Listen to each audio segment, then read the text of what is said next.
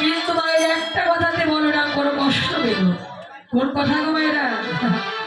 ওই যে মা বললো গোপালকে নিয়ে তুই বনে পর ভাববি, এই কথাটা বলো না কোনো কষ্ট পেল।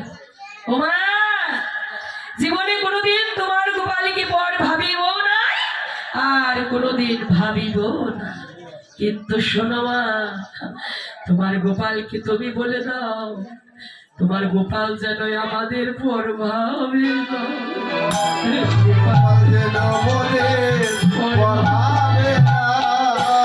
তোমার গোপাল বড় ভালোবাসি,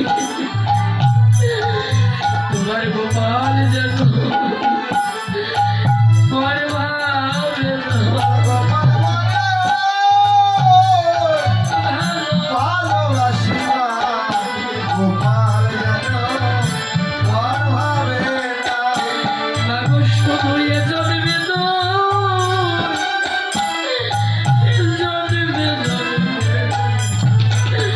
তোমার গোপাল যেন মন ভাবে।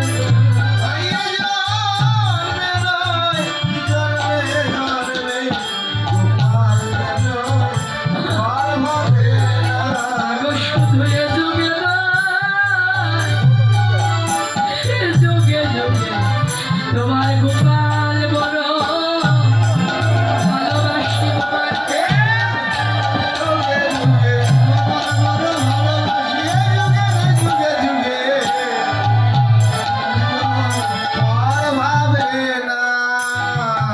গোবিন্দ নবলক্ষ ধনু নিয়ে দ্বাদশ সখা সঙ্গে নিয়ে গোষ্ঠপথে গমন করলেন। ওরে গুঠি চলে যদুমণি উঠিল মঙ্গল ধ্বনি।